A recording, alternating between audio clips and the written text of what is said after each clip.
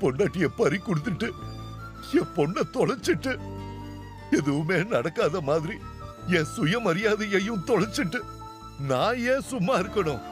அதனால தான் போலீஸ் ஸ்டேஷன்ல புகார் கொடுத்தேன்.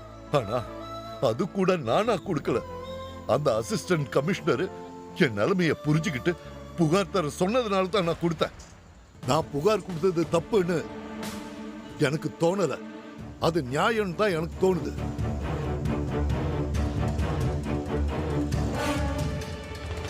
மாமா, உங்களோட ஆதங்கமும் கோபமும் எங்களுக்கு புரியுது மாமா.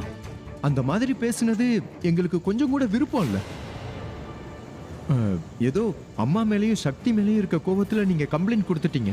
ஆனா அந்த புதுசா வந்திருக்க அசிஸ்டன்ட் கமிஷனர் அம்மாவுக்கும் அவங்க அப்பாவுக்கும் நடந்த பழைய பகைய மனசுல வச்சுக்கிட்டு இந்த கேஸ வேற மாதிரி ஜோடிச்சு நடவடிக்கை எடுத்திருக்கான்.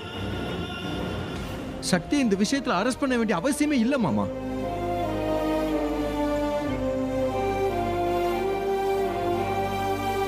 ஆனாலும் அவன் அரெஸ்ட் பண்ணி சட்டம் அது இதுன்னு சப்பக்கட்டு கட்டிக்கிட்டு இருக்கான் மாமா. அவனோட நோக்கம் உண்மையாவே பொண்ணிய கண்டுபிடிச்சு கொடுக்கறது இல்ல மாமா. இந்த கேஸ சாக்கா வச்சு தப்பு பண்ண அவங்க அப்பாவுக்கு அம்மா வாங்கி கொடுத்த தண்டனைக்காக பழி வாங்கணும்னு நினைக்கிறான். அதுக்கு நீங்க கொடுத்த கம்ப்ளைண்ட் வழிவகுக்க கூடாதுன்னு தான் நாங்க பாக்குறோம். இத பாருப்பா, எனக்கு நீங்க சொல்ற மாதிரி அவங்க அப்பா யாரு, அவங்களுக்கும் உங்க அம்மாவுக்கும் இல்ல உங்க குடும்பத்துக்கும் என்ன பிரச்சனைன்னு எனக்கு தெரியாது. ஆனா என் பொண்ணு இங்க வாழ முடியாம வாழ்க்கைய வெறுத்து இந்த வீட்டை விட்டு போனதுக்கும் ஜெயாவுக்கும் சம்பந்தம் இருக்குன்னு ஆணித்தரமா நான் நம்புறேன். அதனாலதான் இந்த புகாரை கொடுத்தேன்.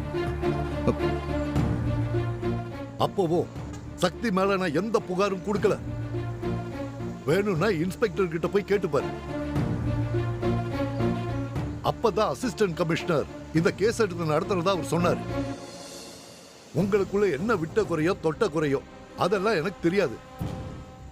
இதுல இருந்து சக்தியை வெளியே கொண்டு வரணும்னா அந்த அசிஸ்டன்ட் கமிஷனர் கிட்ட போய் பேசுங்க. ஆனா ஜெயா மேல கொடுத்த கேஸ நான் வாபஸ் வாங்கவே மாட்டேன்.